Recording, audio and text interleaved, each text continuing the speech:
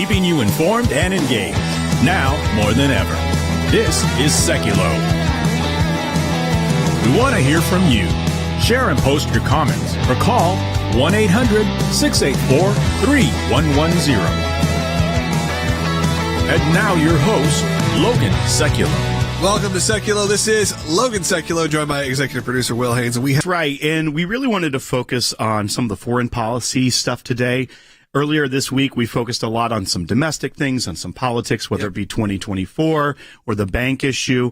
But we also don't want to neglect that there's a lot going on in the foreign policy world. And a lot of that has to do with China. We mentioned earlier in the week that China is making these ties, these big ties with Russia and with facilitating a deal between Saudi Arabia and Iran. So we're going to have some of our experts on to kind of break down a lot of this stuff that's been going on with China and what it means really for the American people. Yeah, and we couldn't have these experts like Mike Pompeo and Rick Grenell. You know, you have incredible people from previous political administrations, White Houses, that have come aboard with the ACLJ, and it doesn't happen without supporters like you. So they're going to be joining us later in this broadcast, but we are in the middle of our matching challenge, and I don't want to lose sight of that as well, which we can't do this without you. So if you have a minute and you are thinking about where you're going to put your resources, the ACLJ is a great place to do it. All you have to do is go to aclj.org, make any donation. If you $5, $25, $50, so on and so on and so on, any donation made is matched by another donor who is out there ready to match. Essentially, they have pledged that amount and they are waiting for your donation. Once your donation is made, it unlocks their matching donation. So really great. It's a great time to support. If you've ever thought about supporting our work, this is a perfect time to do it. Again, later on in the broadcast, we are going to be talking with Mike Pompeo and Rick Grenell. We're also going to be talking about what's going on, as you said, in China, what's going on the international front. We do spend a lot of time on the work that we do domestically, but we have offices around the world. Some we can talk about, some we don't talk about. But you can find out so much more information. You can watch all of our incredible videos. You can read incredible blogs and news stories by some of these top leaders by just going to aclj.org. It's really simple. Well, you go to aclj.org, download all of this content, read, get engaged. Not only just support the work, obviously follow us on our social media platforms and all of that, but there is a treasure trove of content there that I think a lot of people maybe take for granted. And a lot of the experts you hear on air here or on our social channels also are writing for the website. So not only Mike Pompeo, but Harry Hutchison, Wes Smith, Jordan, and your dad have articles up all the time about all this content, about all these stories, about all these policy issues that we care about and are engaged on, as well as things like the victory we saw this week where we got a consent decree against the Smithsonian. None of that can happen without your help at aclj.org by making that gift. Well, in this broadcast, we try to break down a lot of it, and same with on the website, into sort of, terms we can all understand. It's easy. We're a legal organization to get caught up in sort of the legal mumbo jumbo that maybe you're not comfortable with. You read and you go, I don't know what this means, what that means. We have a great team of writers who take some of these expert voices also and make sure it's actually understandable. That's something that I find very important. We have great writers who can break it down for you and for me. So us who are not lawyers can really understand the incredible work that's going on and find out stuff about like what's happening in China, the influence that they're having on our nation, and what we can do to help change that and change minds here at the ACLJ. Again, I want to encourage you to support the work of the ACLJ by going to aclj.org. Go there right now. Make a donation. Your gifts are doubled this month. It doesn't mean when you give $10, you're getting charged $20. It means when you give $10, another person, another incredible donor, another incredible ACLJ member matches that donation, and we could not do it without you. Again, coming up later in the broadcast, Rick Grenell will be joining us. You always enjoy when he is on. A lot of great information coming from him and from Mike Pompeo. Again, two of our members of the ACLJ who've been with us for the last few years, and we couldn't do it without you. So again, visit aclj.org. If you're watching on Rumble right now, I encourage you to hit that follow button to tell your friends, because we're growing and growing on Rumble. I want to thank them for all of their support over the last few years. An incredible operation going on there. Really like those guys over at Rumble. All right, we'll be right back with more on Seculo.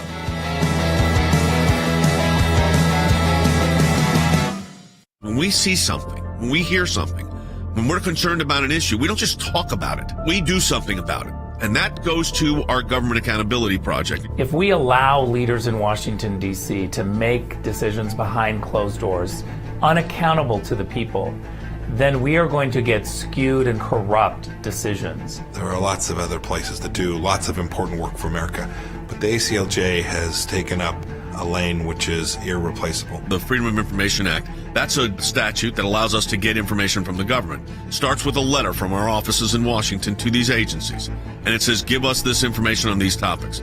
And generally, they don't. And then we go to court. We go through a series of lengthy negotiations back and forth about what they'll give or what they won't give. We may get tons of information that's redacted, and we have to then go back and say, you redacted too much. We can't really find out what you're giving us because it makes no sense. So it goes through a process of litigation. That is how you get information, and that office is going to be more active now more than ever. The ACLJ has been extremely active in vigorously seeking to hold these bureaucrats accountable.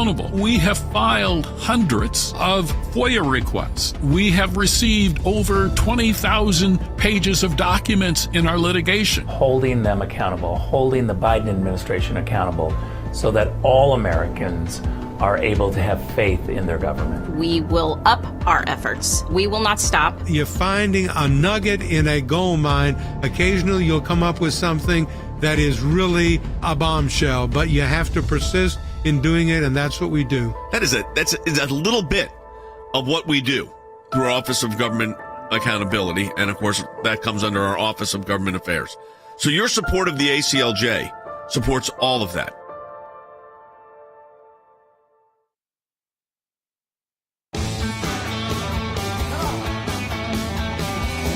A second intelligence agency within the U.S. government has concluded that COVID-19 pandemic most likely came from a lab leak. This time it was the Department of Energy and their intelligence department. First, it's been the FBI who came out and said they also said the FBI, the virus likely spread via a mishap at the Chinese lab. This is a huge 180-degree turnaround from, or 360-degree turnaround from really where we were back in 2020 with the Faucis of the world and the talking heads of the world who told us with certainty that this could not have come from a lab. This had to have just originated in a wet market in China. It certainly didn't come from the research they were funding with some of your taxpayer dollars, which Congress is investigating now. Rick Grenell is joining us. He is our senior advisor for foreign policy and national security. He was the acting director of national intelligence. I mean, Rick, just your overall first reaction to yet another agency within the intel world coming out and saying, you know what, it's likely this had nothing to do with the wet market and everything to do with the lab in China. Look, they already said this. This is a very confusing mess right now. And I will say this: Jennifer Granholm, the Secretary of Energy, is politicizing intelligence. She needs to get a handle on her intelligence community. She needs to read the April 30th, 2020 Intelligence Community-Wide Assessment. It's clear in that assessment from April 30th, 2020, that the media totally ignored, that I negotiated this statement from all intelligence agencies. We had to change verbs. We had to change nouns. We had to change everything in order to get all intelligence agencies to sign off. And the intelligence community concluded that COVID started in Wuhan, either in the lab through a leak, which, by the way, they don't believe was on purpose. This is what the intelligence community said. So a mistake lab leak, or a lab animal somehow getting transmitted to a human. And there were differing opinions about whether or not that lab animal was eaten, whether someone touched it. But it all stemmed to the Wuhan lab, either a lab leak by mistake or a lab animal. This is what the intelligence community said on April 30th, 2020. Read the statement. It's still on the DNI website. So, Rick, let me follow that up, because they're saying that they classify these things as moderate confidence, low confidence. But the fact is, even under the low confidence, they said that points to that all the evidence is pointing to at this point that this was a lab leak situation. Now, as you said, there's no evidence right now. As far as your understanding is, without divulging anything you can, is there any evidence pointing at one way or another whether that lab leak was intentional or not, or is that still pretty much unknown? Well, look, I haven't been briefed on a daily basis for a very long time, so I don't want to go out and say where they are. But let me be clear about one thing. The intelligence agencies always have a level of confidence, but they do not sign on to a public statement unless they agree. And so it's very important for people to understand that we negotiated this IC-wide statement. Right. We had different, more confident words that were taken out by some agencies because they said we can only sign on to what we believe.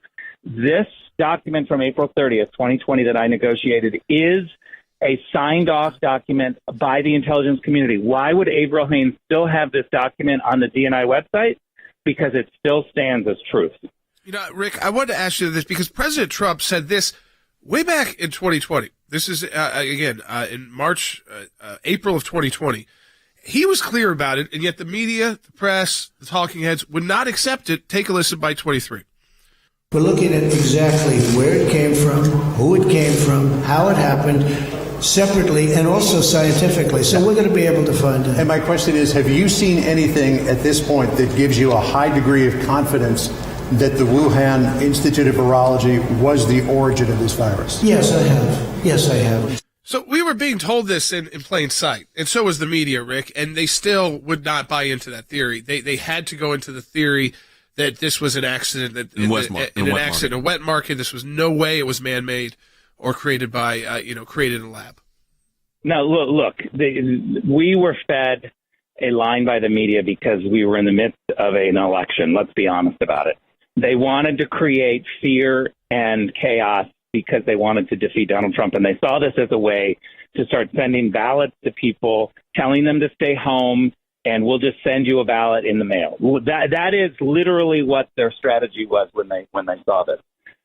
I'm sorry that we don't have enough media in Washington, D.C. to ask Jennifer Granholm what's changed from April 30th. There is only one thing that could have changed, and that is the intent, because that statement is clear that COVID started in China, it started in Wuhan, and it started by an accident, because that is what the intelligence community on April 30th believed, Rick, that it was an accident. Rick, let me take it to the next step, because I look at this thing from a legal perspective on culpability and liability. Here's one thing we do know. An organization I have no confidence in, World Health Organization, said China is not cooperating with access and data, that they're keeping that data away from the World Health Organization, which just tells me that this is, and as we've suggested, that this is China's culpability here is clear one way or another. They are the ones liable for what wreaked havoc on the rest of the planet. And like I said, I lost a brother to this disease. Let me be very clear. We've always known since the early days of COVID. Remember, I was acting DNI in the early days of COVID when it first came onto our radar. The reality is we always knew that the Communist Party in China was in charge and covering this up. We know this. I can't go into all of the proof and all of the intelligence, but there is not a single person with a top secret security clearance that would ever say that China did not cover this up very aggressively. And many American politicians fell into their trap, and they had to have defensive briefings by the FBI to say, wake up, you're being used by China during this COVID process. This is a reality. Anyone with a top secret security clearance will tell you this. I urge people to go to the DNI website and find the April 30th, 2020. I've tweeted it out, the statement. It's very clear. Jennifer Granholm is manipulating intelligence, and some reporter in Washington needs to ask her, why did the Department of Energy sign off on the statement on April 30th, 2020, and now you're pretending like something's new? We had entire IC-wide agreement about Wuhan. You know, this to me, I think it's very telling, Rick, because it does confuse people, because on the one hand, we're told this is what we kind of believe, this the assessment. Then we're told, like it's breaking news, the same assessment, and it's the reasoning behind it. I think that's what people try to figure out is what is the purpose of another agency in Washington saying what the FBI said to the public and coming out yet again? Why? And isn't that the role of what your job was for people at DNI is to put all these intelligence agencies together so that when they speak with a voice that is singular, especially on issues that's so huge, not just to the U.S., but the world? Let me push back a little bit on that, Jordan, because it's incredibly difficult to get an intelligence community-wide assessment. We have too many intelligence agencies that just stick to certain things, for instance, at the State Department or in other places. Those intelligence officials only kind of think of it as their cone. And so when you ask them to comment on the assessment when it comes to something like COVID, many of them will say, well, we don't monitor that. We're not saying no. It's just that's not something that we can sign off on. We had to be very careful on how we got the intelligence community assessment wide. Let me just finish with this. People need to be very sophisticated about the intelligence community. When you see an IC-wide statement, that is all the intelligence agencies agreeing that is a very big deal. When you see raw intelligence, that's untested. That's something that we don't know is actually true, but somebody might have said something. It can be gossip. It can be a foreigner saying something that's wrong, but we heard them say it. And so this is the problem with leaks, is that anonymous leaks for partisan purposes go to reporters. Reporters report things that are untested, unverified, not IC-wide. To get the intelligence community, IC, to get the entire IC community to agree to something is incredibly difficult. Rick, we appreciate it. Thanks for being with us as always. And by the way, U.S. State Department cables written in 2018.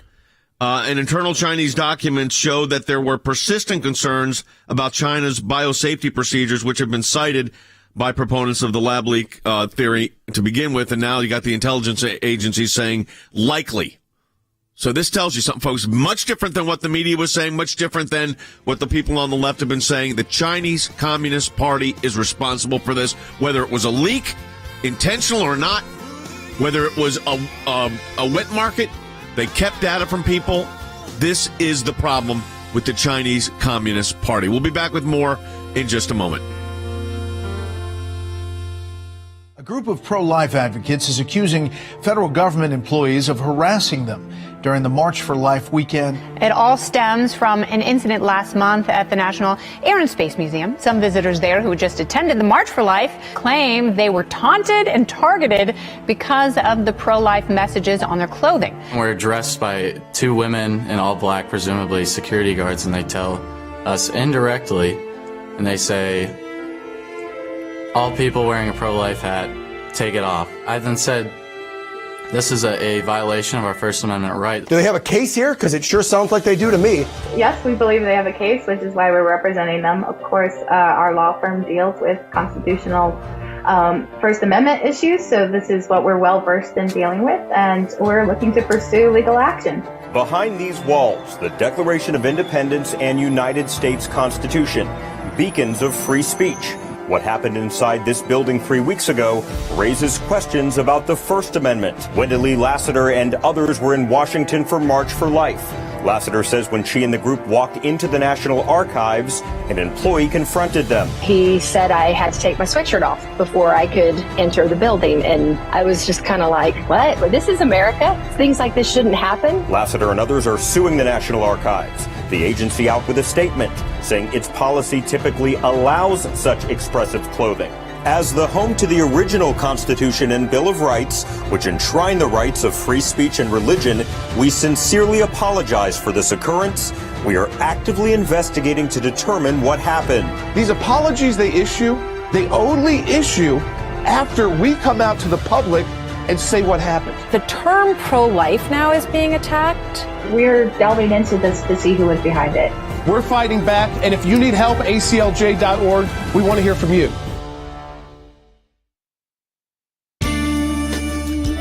If you're watching on Rumble or YouTube or Facebook, you saw a video package that we ran during our commercial break about a win, essentially, that has happened, or at least movement that has happened in our fight against the Smithsonian. You may remember during the March for Life, there's a group of kids who were out there at the Smithsonian, at the National Archives, and they got met with some pretty angry security guards who told them to take off their pro-life beanies that literally were just blue and said pro-life, and there's the cool name.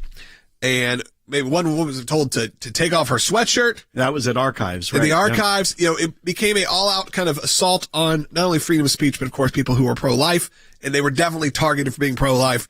And we have a bit of an update and something that, again, we always like to present you with not only what's going on in the trouble, but also when there's hope in Washington, D.C., when there's movement in Washington, D.C., and it seems like there is some. So this is following the victory we did have with the National Archives, where we got a consent order in that case. But similarly, with the Smithsonian case, we have a consent order, and you can put it up on the screen for the audience to see. But what it says is that there's a consent to preliminary injunction.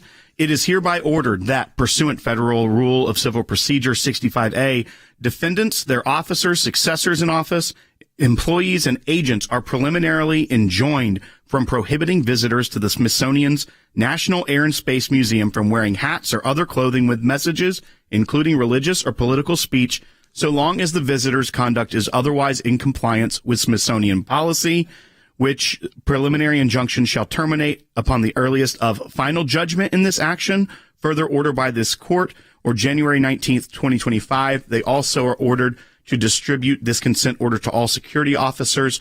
So it's a win. Yeah. The case isn't over. Yeah, the case keeps going. But what they're saying is, in the meantime, they're saying, hey, we're not going to censor people from attending our facilities wearing a pro-life message or any political or religious message, which is what it should be. Everyone knows this. It should have been that way to begin with. And guess what? Legally, it probably was. But these are excluding people who are causing issues, which we're not these kids. We're not the adults even that we're supervising. You're talking about people that were coming from the March for Life. They were there. The biggest march, on Washington about the pro-life movement. First one since Roe versus Wade overturned.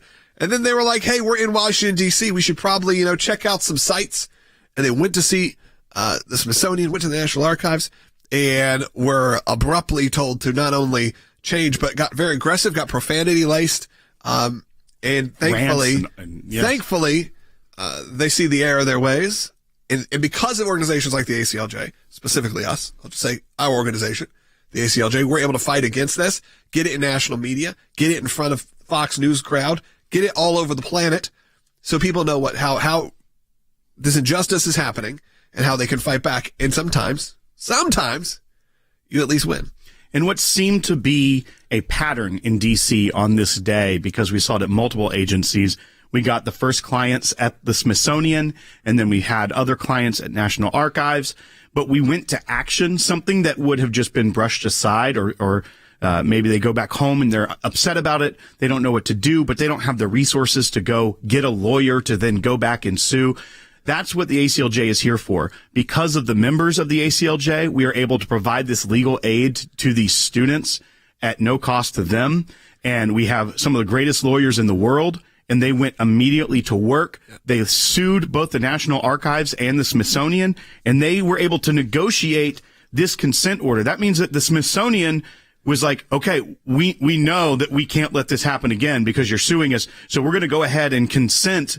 And this was presented jointly by the ACLJ and the Smithsonian to the court for the court to order and sign off on. So it is a really big win, but the Smithsonian was never going to do that if it weren't for the ACLJ lawyers going to work. No, what they were hoping was that they kick these kids out and no one ever said anything. These kids go home sad and they have a story to tell about how they got kicked out of the Smithsonian, but that's not what we do here.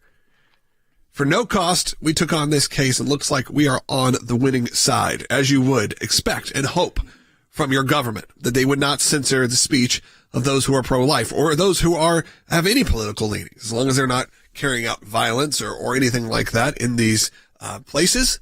You can have the freedom of speech to say what you want. These were not profane. These were not graphically violent. These were just beanies, blue beanies. If that just said pro-life.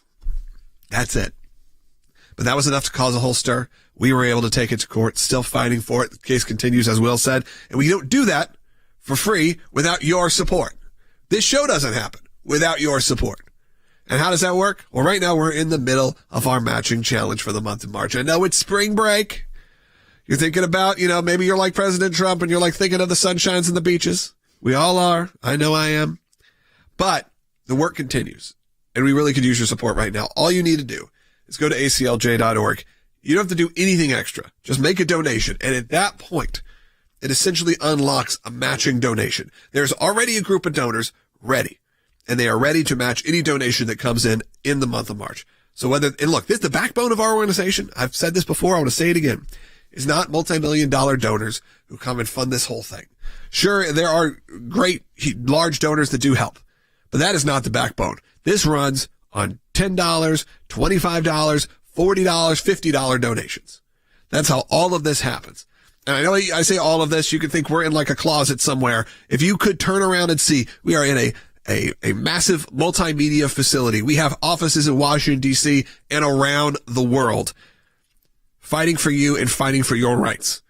So we ask you to give a donation during this month of March. I know it's tough. I know it's a tough time. I know it's economically scary when banks are collapsing and all this stuff is happening. But you have $5, we could really appreciate it even. Go to aclj.org, make that donation today. Phone lines are completely jammed right now, which I haven't been able to say in a long time. A lot of you guys watch digitally now, which I love. Most of you are not, sitting there calling in. A lot of you are watching on Rumble or YouTube or Facebook. And right now, if you are watching on one of those outlets, I'm going to ask you to do one thing because the phone lines are jammed. I'm going to ask you to do something that's absolutely free, but really does help us. If you're watching on Rumble, click that follow button. It's essentially subscribing. Follow. We do this show Monday through Friday every day. If you're watching it right now live, you'll see it within this hour every day, Monday through Friday. If you are on Facebook, if you are on YouTube, follow, like, subscribe. You know what to do. I don't have to walk you through all of this. You know what to do. Hit the bell. Do that whole thing. That really helps get the word out there because this is a fully independent broadcast. There's no big network behind us pushing this broadcast. This is fully independent. No one's telling us what we have to say or can't say. The only thing maybe deciding what we can and can't say is just because because the show also is aired on 1,000 radio stations. So sure, there are things that we can't say because the FCC, there are things we probably wouldn't say to begin with. But there's no corporate overlord. And with that, we're a fully independent broadcast, and we can only do that with your support by liking, sharing, and of course, any donations that come in at aclj.org. We have one line open actually right now. So this is your chance. 1-800-684-3110. 1-800-684-3110. If you are listening on terrestrial radio and you don't get the next half hour, we are broadcasting live right now. Turn off your radio, go to Rumble right now, or go to aclj.org. We are broadcasting uncensored and unfiltered on aclj.org. Donations right now matched in the month of March. We'll be right back with another half hour.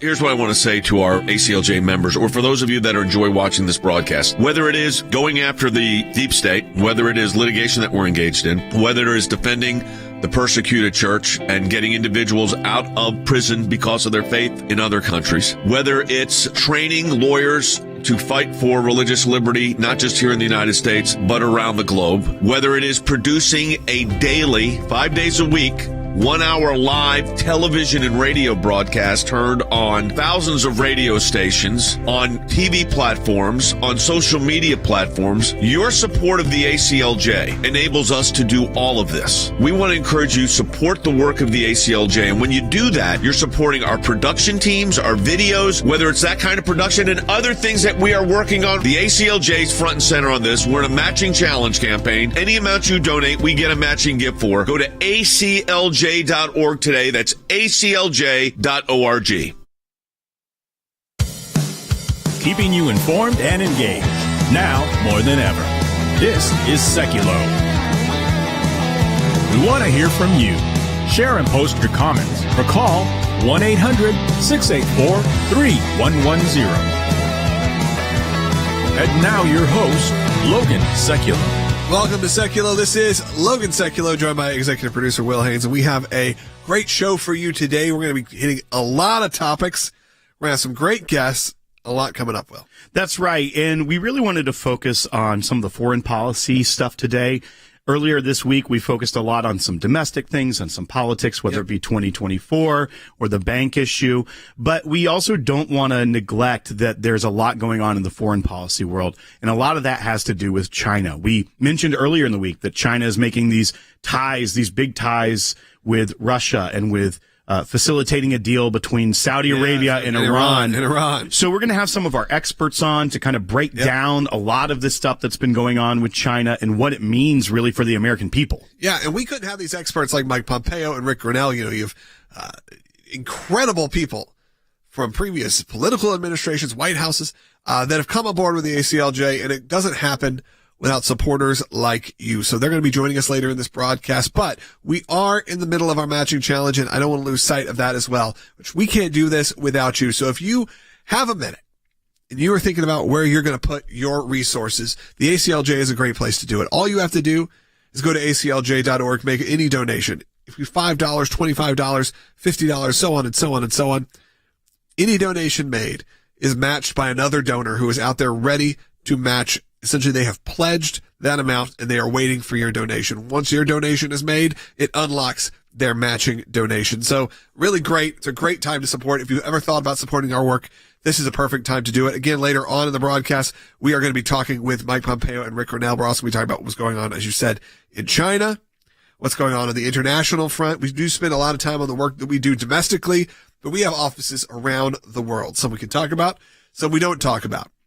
But you can find out so much more information.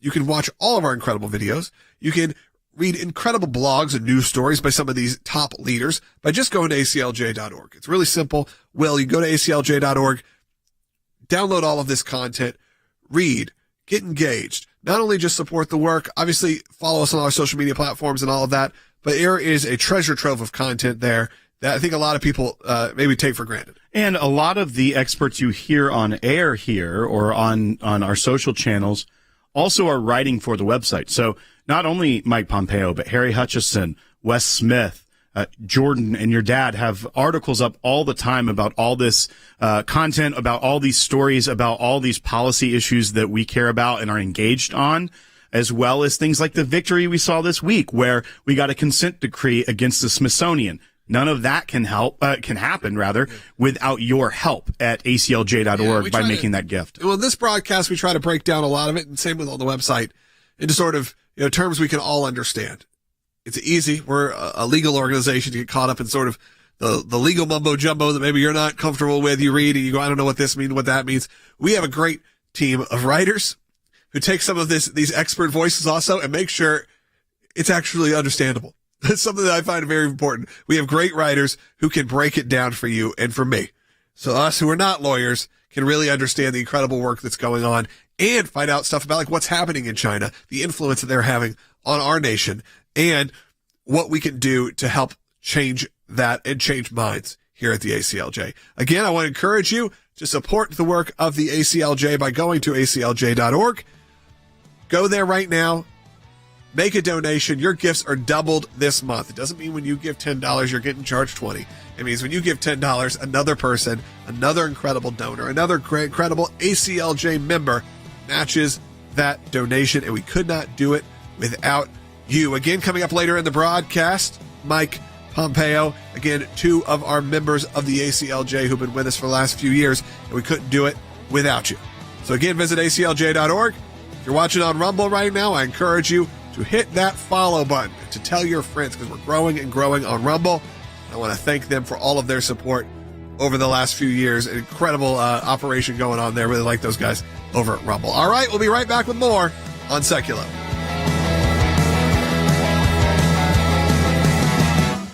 In my time in service, both as the CI director and as Secretary of State, I watched the good work that the ACLJ was doing here in the States and all across the world. The ACLJ's work at the UN, overseas with the European Court of Justice, is incredibly important. We have on our team lawyers, non-lawyers as well, that are policy experts. They're all engaged in foreign policy issues. We have been focused on protecting the nation state of Israel, particularly before the United Nations.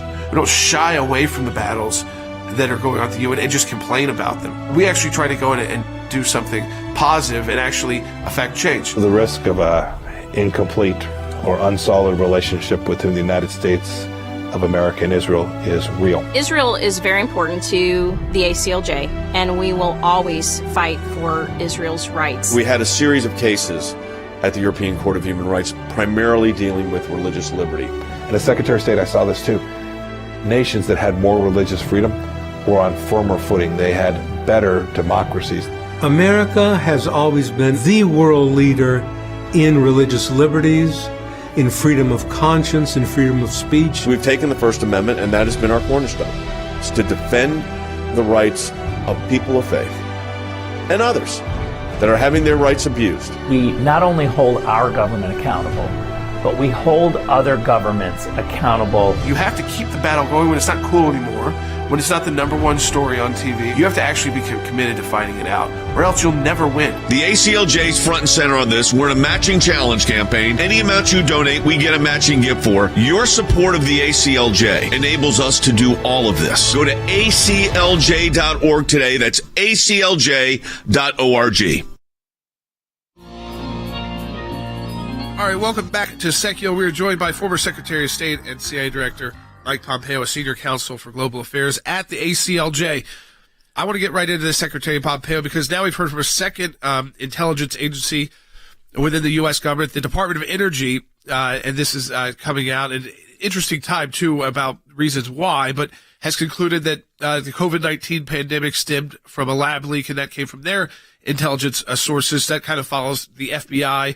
That came to a similar assessment, which was very different than what we were being told by the government and a lot of talking heads in the science world early on that said it was basically impossible. What's your reaction to the news of this latest DOE assessment? Well, Jordan, they're getting close to getting right. As I have said since, I think it's March of 2020, the almost certain location that this virus began was in the laboratory, the WIV laboratory in Wuhan, China. I think that the Chinese Communist Party government knew about this since at least the fall of 19, and they covered it up in all the ways that we seem to have forgotten. But to have the Department of Energy come out and say that it's good, the State Department under my leadership made a lot of the evidence available in the public. It is pretty clear, Jordan, that while nothing is certain with respect to this because the Chinese covered it up, it is almost certain that this virus began in a laboratory in Wuhan, China, and then was sent around the world at the direction of Xi Jinping. You know, Mike, you tweeted out yesterday that there was always enormous evidence that the Wuhan coronavirus leaked from the Wuhan labs you just discussed, and I'm glad the Department of Energy recognizes reality. It's past time to make the CCP pay. I have been saying that same thing. We have a trade situation with the Communist Party of China. They own a lot of U.S. debt. They wreaked havoc on the United States and the rest of the world for that matter. Making them pay looks like what, in your view? What would that look like? So it's hard to, that's a very important point. It's hard to put it in isolation, but think about the lives lost and the billions of dollars destroyed, not only here in the United States, but around the world. The Chinese Communist Party should be on the hook for that. Yep. There are mechanisms by which, you know this, you've litigated things much like this before at the ACLJ. I'm sure you guys are thinking about it now too. So there are tools to do that, but it first and foremost takes a U.S. government that is prepared to do what I talked about in that tweet, which was lay out the evidence publicly, the things that we know about how this escaped from the lab. And so there is a compensation mechanism. There are tools that we can impose real costs on them. The Biden administration made an enormous mistake by re-entering the World Health Organization, the very international group designed to prevent pandemics that came out and said the Chinese are doing a great job. It seems like so long ago. You know, they said, hey, Xi Jinping's doing a great job. Well, millions of people now have died as a result of the decisions that the Chinese Communist Party leadership made. You know, it was I just want to follow up on that if I can, and that is when you all were in office, I had conversations dealing with this issue of compensation to the United States and like you said, in the rest of the world for the havoc that this brought. There were multiple mechanisms which can be utilized in international tribunals, among other things, that could have really had an impact on this. This administration, Mr. Secretary, doesn't seem to be so interested in that. Now, hopefully we get a new administration in a couple of years. It's not too late. There's no statute of limitations issue here. Would you take direct action if you were calling the shots on this? 100%. It's decent. It's moral. It's right. It will also benefit the world and the American people by reducing the risk that this will ever happen again. We shouldn't forget, Jay, that lab that we're all talking about, it seems like history, it's still open. It's still engaged in the same kind of research. I hope there's no American money, as it appears that there was, to do gain-of-function research there. So I hope we've gotten smarter about that. I don't know what the State Department is doing. But the reason one goes after this, the reason that you want to make clear that the Chinese Communist Party has to be held accountable is not only to recompense those who were harmed, but to deter them from doing this again. They're still at it. They're still engaged in these programs. It is just a thread in the cloth, right? They flew a balloon over us. You could go through the list. Chinese Communist Party presents a real danger, and we have to hold them accountable on every front. Yeah, going to that, I want to switch to China and their role in Ukraine. So they put out a 12-point peace plan. We are continuing to send military aid to Ukraine, but we have seen nothing like that from the U.S. government publicly, at least. A plan to how would this come to a conclusion. But what do you think about and how the world is viewing, I guess, China's attempt at being a peacemaker, if you will, and trying to be a major leader on the world stage? You sound appropriately skeptical there, Jordan. Look, this peace plan is no more than a Russian propaganda document. It calls for an immediate ceasefire, gives Putin the time to rearm, rebuild, and to continue his efforts. The Chinese are not remotely serious at this, and worse, this iron triangle between Russia and China and Iran now appears to be strengthening. Weapons going back and forth, energy being transferred from these places.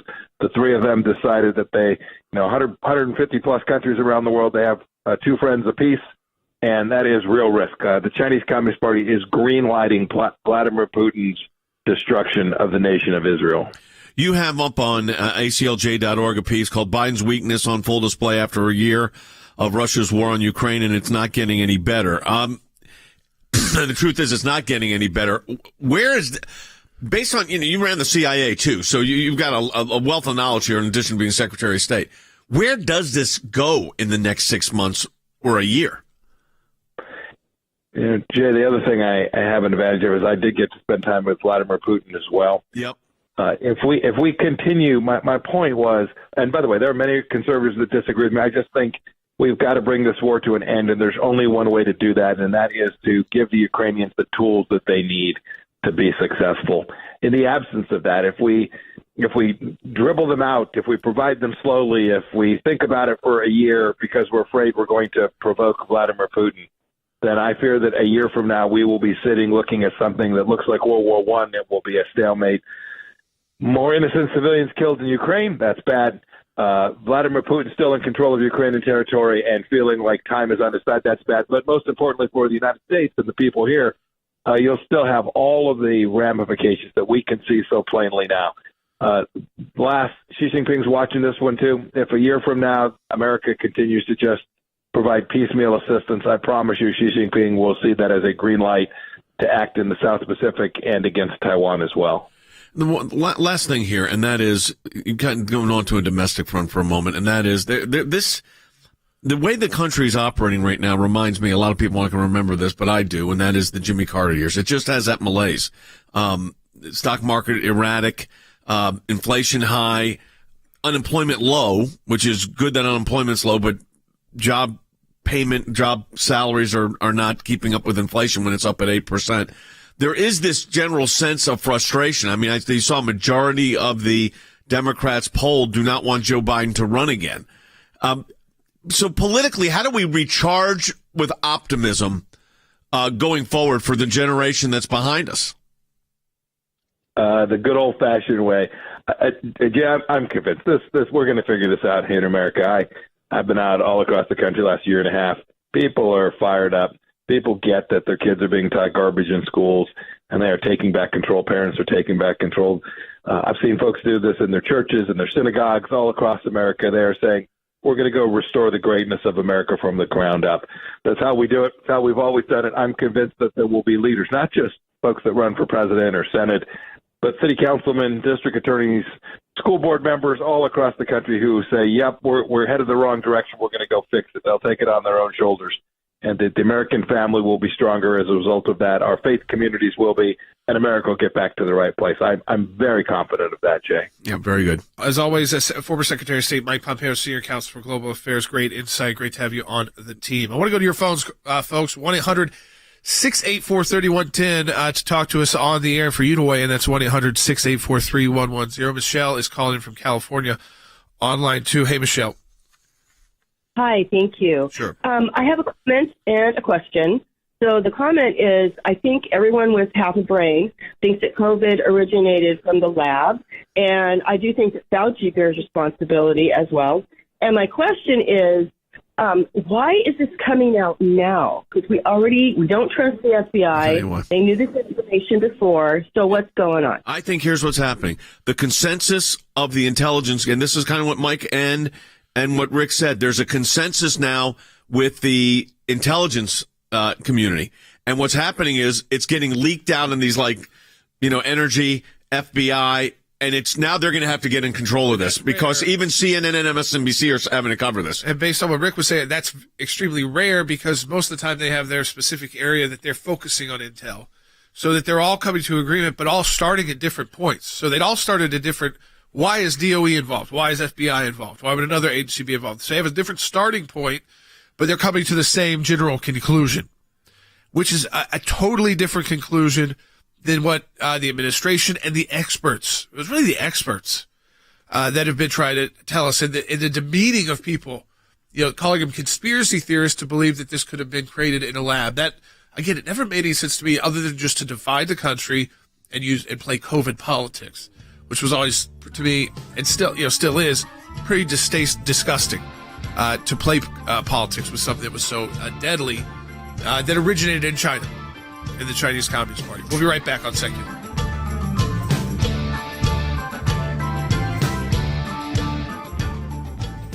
The Freedom of Information Act allows people to petition their government and ask for the background information as to why they came to a certain decision. It's thousands of pages of paper, and in those thousands of pages of paper, you usually find a nugget. We are entitled as citizens of the United States to know about how our government works. Government agencies acting out of control. They want to keep Americans in the dark. That's why it's incredibly important to have the ACLJ constantly pushing to find out what the background information is. Do you remember the Iran deal? There was a video about what took place on that deal, and it was edited. And the edit took out the key part of what was going on. State Department, White House, editing videos to keep it from the American public. We have exposed that in our FOIA litigation, and we do that every day that we bring these cases. We took it to the IRS.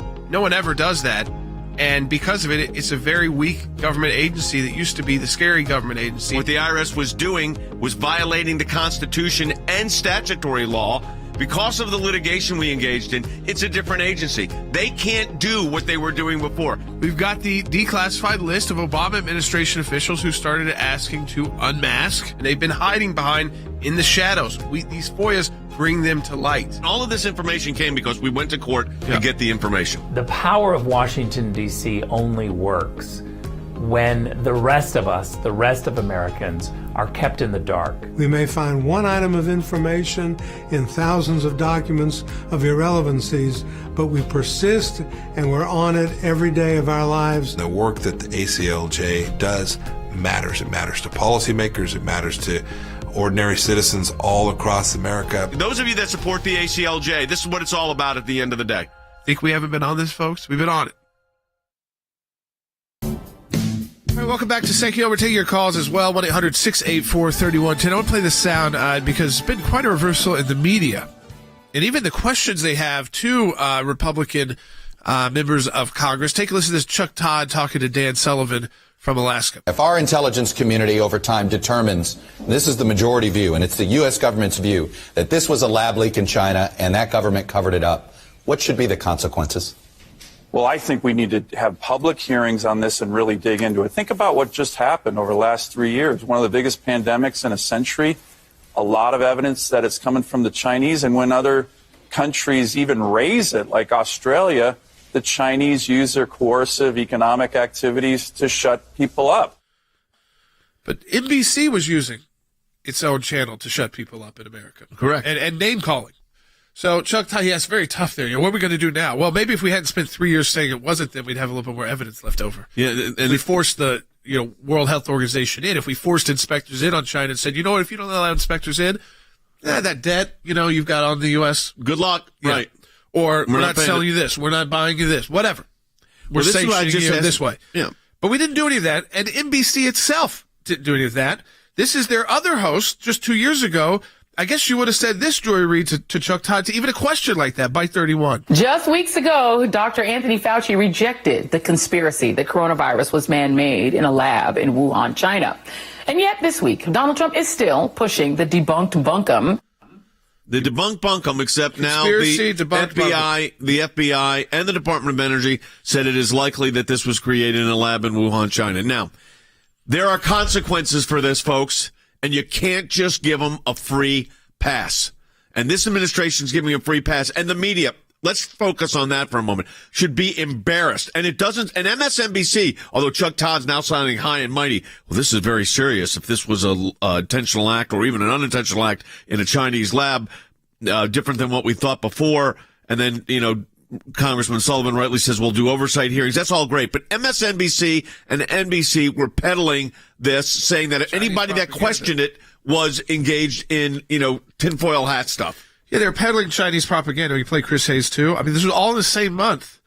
This is May of 2020. A lot of people on the right love that phrase, escape from the lab, because it sounds like something from a Marvel movie or a comic book. Both scientists and the U.S. intelligence community agree that this coronavirus was not man-made. That is not a possibility. Okay, these guys, they're all wrong, these reporters. Well, here we had doctors. This is, again, on MSNBC. Same month, same year, all in May. This is from a doctor, so it must be true. Bite 24. There are virus hunters out there that have looked at what's the most likely cause, and there's no debate here. Among serious people, there is no debate. This was most likely what we call a zoonotic disease. It went from animal to human, likely in a market in Wuhan. It's not uncommon. Well, Dr. Vin Gupta, interesting statement. He called it a no debate. No debate. No way this could be. People are chasing this down. They're all wrong. You never want doctors to say no debate either. And I don't even know what kind of doctor he is. It doesn't. It doesn't matter. I mean? There should always be options to. Now, here's the problem: the media was promoting this. Yeah, I don't. We can't even discuss it. Maybe. And by the way, what was it for? What did the media have to gain by trying to protect the Chinese Communist Party here? Their business. That's what I don't understand. Right. They're the bigger NBC financial interest in China, which is bigger than their news department. Yes. Keeping sports on, keeping their Marvel movies. People talk about Marvel movies. I think Chris Hayes talking about making sure those get played. Yeah. There was a lot of backlash by the American people. Ask John Cena about it when he started speaking in Mandarin in those ads. And this is during COVID. It did not play well. So now I think they're going to try to make a reversal like this never happened. Well, they're already doing that. I think the problem is we know what. Look, we have two people on our staff. One was the former Secretary of State, head of the CIA. The other was the former Director of National Intelligence. They said this has been known for years. For years. Yeah. The problem with this administration is they do not want to hold the Chinese Communist Party accountable, and they had complicity in the media, and the media covered this up with them. And anybody that questioned it, like I said, why would the media care if it was in a lab or if it was in a wet market? What difference would that make to the media? What you should be doing is just finding out what the options are, what's legit. But they went on a rampage to say, oh, no, there is no way. There's no evidence. This doctor said, I'm going to play that doctor's statement again because I'm going to tell you something. This, to me, sums up the problem with the mainstream media. There are virus hunters out there that have looked at what's the most likely cause, and there's no debate here. Among serious people, there is no debate. This was most likely what we call a zoonotic disease. It went from animal to human, likely. Zoonotic disease sounds really impressive. Virus hunters are looking at this. No debate. Serious people, because if you question this, you're not a serious person. That's like when somebody calls themselves a public intellectual. They're a public intellectual. Okay, let me tell you what this is. Media complicity in a pandemic that harmed the United States significantly, wreaked havoc to families and kids with school children, families that lost loved ones. around the globe, not just the United States. So now my question is, okay, so now the FBI and the Department of Energy said, maybe this, most likely this was from the lab that the United States funded, by the way. So that's part of it. Anthony Fauci saying there's no way that's correct. You know, I don't know what they were protecting China so aggressively in all this, and they still are. That's like letting a balloon that is a spy device traverse the entire of the United States and then shoot it down when it's over Hilton Head after it's already gotten all its data and sent it back to the Chinese party. That's aggressive. And then don't worry, they're going to go up, and they've got 3 unidentified balloons, which literally were balloons, and they shot those down too. This is what's happening when you've got this kind of leadership in the White House. Does anybody listen to this broadcast think for a moment China's going to be held accountable for this under this administration? I don't. But I am encouraged that Jim Jordan and our friends in Congress and Oversight are going to get to the bottom of some of this. Yeah, I mean, the issue is, as unfortunately we don't have a Republican House and Senate. Yeah. So we don't have a unified Congress to push back. There would have been some action then, we know. Yes, I was alluded to that for people on the broadcast. So we've had to rework kind of the strategies when there is a House. The strategy was going to be, we were going to have a special select committee. There would have been outside lawyers involved, and you would have gotten to the bottom of a lot of this. Yeah. So with subpoena power. Now it's only the House has subpoena power. Yeah. These committees have subpoena power. But again, when we talk about elections and consequences, there is this idea on the left of protecting China. I would like to bring these doctors. Why don't we offer these doctors a moment to come on the air here and discuss it?